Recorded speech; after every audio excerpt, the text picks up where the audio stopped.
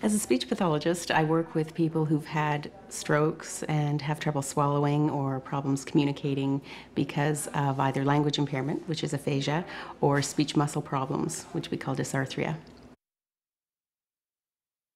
A speech pathologist should be in as early as possible, if not to work directly with the client, at least to help the people around the client to understand how to communicate with the client and to understand the swallowing problem and be able to intervene to feed the person safely. Just as a stroke can affect the muscles of the arm and the leg, the stroke can affect the muscles of swallowing on that same side of the body. And so the muscles may not work to move the food and fluid properly down, and there's a risk of the food going down into the airway. Coughing and choking are often the first signs that we see, but sometimes, especially in the most severe cases, people don't even cough and choke, and the food may go down into their lungs, which is what we call aspiration, and they may silently aspirate and not give us any indication that the food has gone down the wrong way. So we watch for complications in their breathing and, of course, their nutrition and fluids. We know that about a third of stroke survivors will have aphasia, and that right now between 30 and 40,000 people in Ontario are living with aphasia. Aphasia is a communication problem, a language problem that happens when there's damage to the language areas of the brain from a stroke or brain injury. So if you think about language, we use language when we understand what other people say, when we talk, when we read, and when we write. And so any of these components of language can be affected in the person with aphasia to varying degrees. So somebody might be able to talk a little bit and write a little bit. Somebody else might be completely unable to talk and completely unable to write. Somebody else might be able to talk in a very limited way and write more than they can talk. So it requires a good assessment by a speech-language pathologist to figure out what are the person's communication strengths and what can we teach the person's conversation partners about communicating with that person. I think that if people think about there being a speech problem after a stroke, they usually think of a problem here at the speech muscles and not a problem at the level of the brain and the language area. So I will often see very well-meaning people trying to get the person with aphasia to repeat words, say the word pen. And that might work if the problem was here, but that very well won't work if the problem is in the language area of the brain. In aphasia, the problem is with words and not with knowledge. So the person with aphasia would still know that this was a pen. They would have the knowledge of the object. They know what it is. They know what to do with it. So they know it's that thing with ink that you write with. What they don't have is the word. Very much like if I went to Greece, I wouldn't have the word for this thing because I don't speak Greek. But I would still have the knowledge of this thing. In the case of a speech problem, the person would have the knowledge, the person would have the word, but the person may not be able to make the sounds pen clearly because the speech muscles might not be working. So in aphasia, they have the knowledge, but they don't have the word. Very often, if people have had aphasia for several months, they probably won't talk the way that they used to. So the question, can they improve, becomes, can they learn to communicate better, even if they can't talk in the same way? And the answer to that question is yes. And it depends on a number of things. The person needs to get out and get connected and have a reason to communicate, so to have some social connections and a place to go where there are reasons to interact with people. And it also depends on how aphasia-friendly the environment is. That is, how well the people around the person with aphasia understand aphasia and understand how to communicate with that person.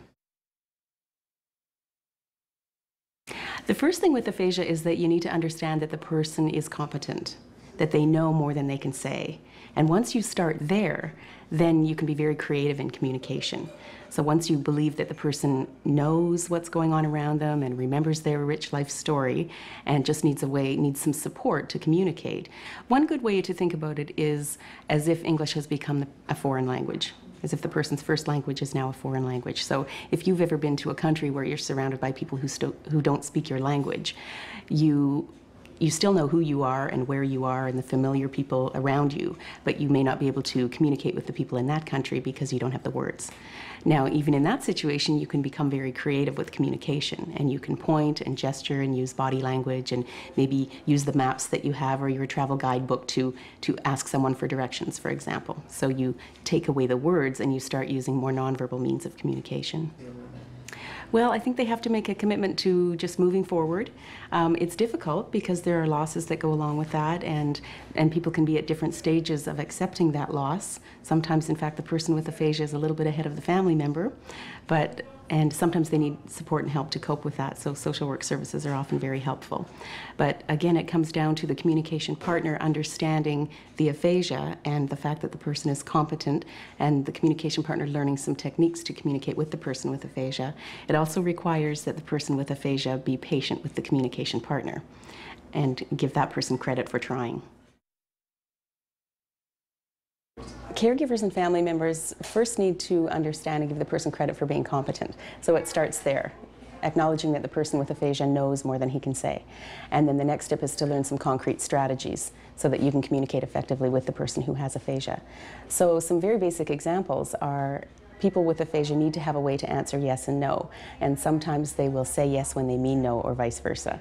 So one concrete way to do that is to print yes and no on cards, and then you can ask a direct yes/no question, and there's an art to that. Ask one direct question and wait for the client, the person with aphasia, to point to the answer, yes or no.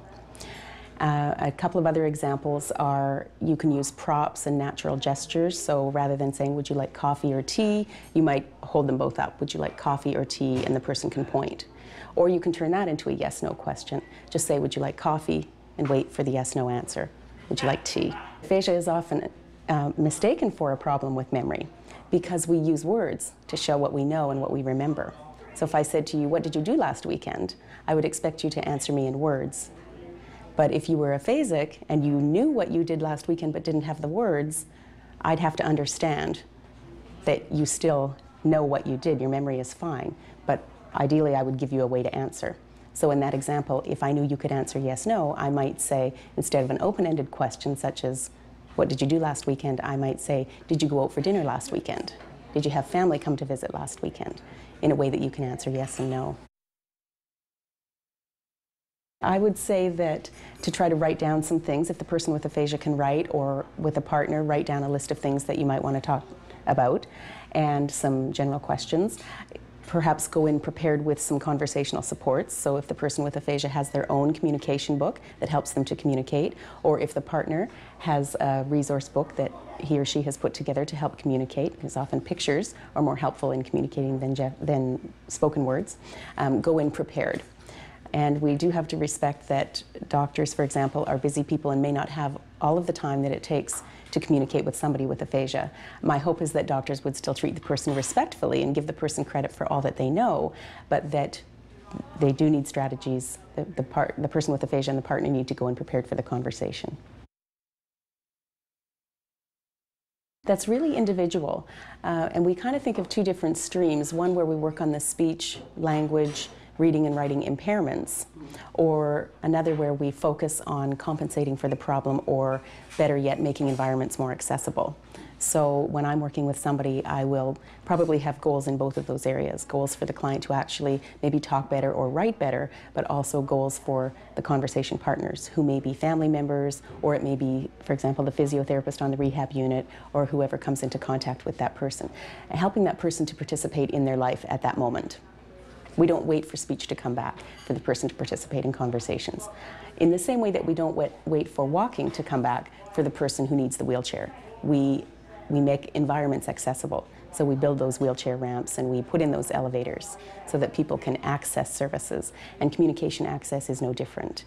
We have communication partners, ideally, who are trained to understand the problem and to know how to deal with it so that the environment is accessible from a communication standpoint. I think for me, there's real fulfillment in the teaching work that I do in helping people to understand about aphasia, because it's something that isn't well understood, and in helping families to reconnect with communication when it's broken down because of aphasia.